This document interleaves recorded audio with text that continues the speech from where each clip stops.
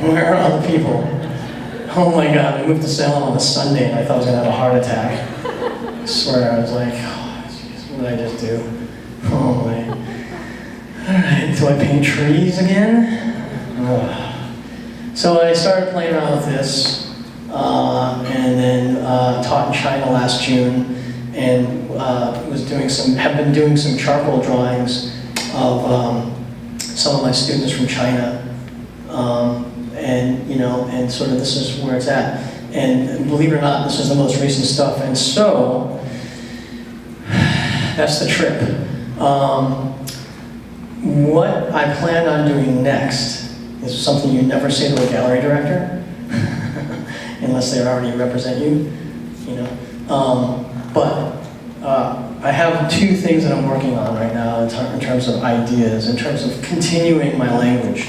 So I feel like I've just begun to establish this triad of this connection, right? That maybe you can see it, maybe you can't. I feel something's going on.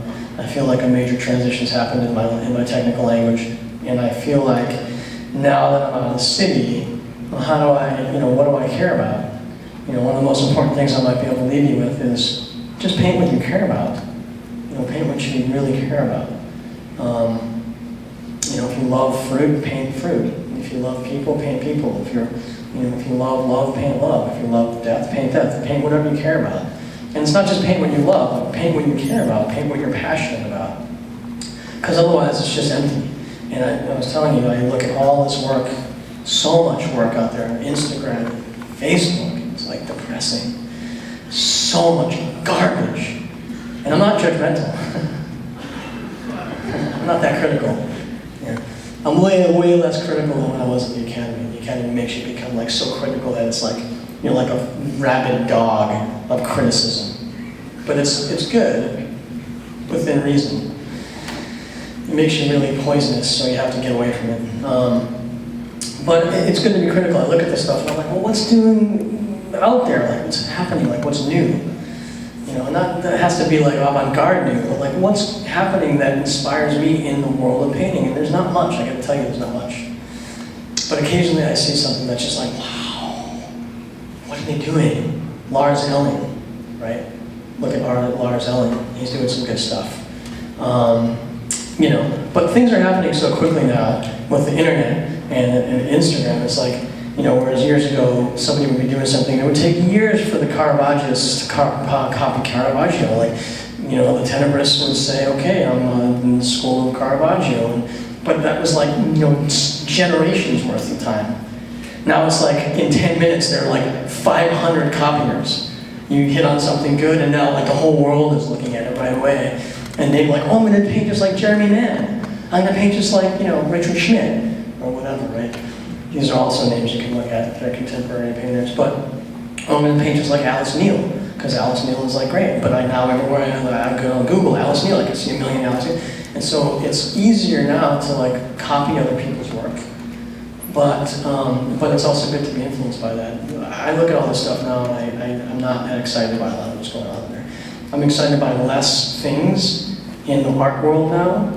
But the nice thing is that when I do get excited about it, it's like, it really resonates and it really is like, whoa, like that, there's some amazing connection that I have to follow through with. So where I am now is that I've got two themes. I'm not going to tell you either of them because you'll steal them because that's the way people are. No, I'm only kidding. That's my New York in me. You're all after my good stuff, but no, I mean, I don't want to talk about it yet because I'm not even really clarified in my own head. Like, I don't even know what I'm doing. I mean, I have an idea. But it's too early for me to get into it because you'll be like, oh, I saw this guy Factor and he was saying this, and then like in 6 months I'll have some stuff up and you'll be like, what? You lied to us. Like, that has nothing to do with what you said you're going to do. So, but I'm working on some stuff that has to do with combining nature and my love of nature and the mountains in Oregon.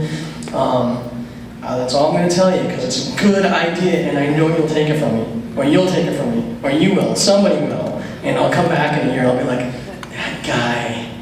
that guy's doing better paintings than I'm doing, and it was my idea.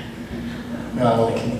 But no, I can't quite get get quite totally solid with, you know, this connection. I'm trying to deal with nature, but also people.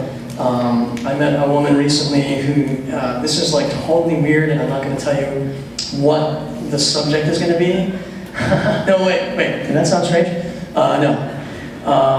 But she's a model, and she is a photographer's model, and she's an artist model, and we were talking one day, and she's like, oh, look at my Snapchat thing, and look at this, and she's got all this online stuff.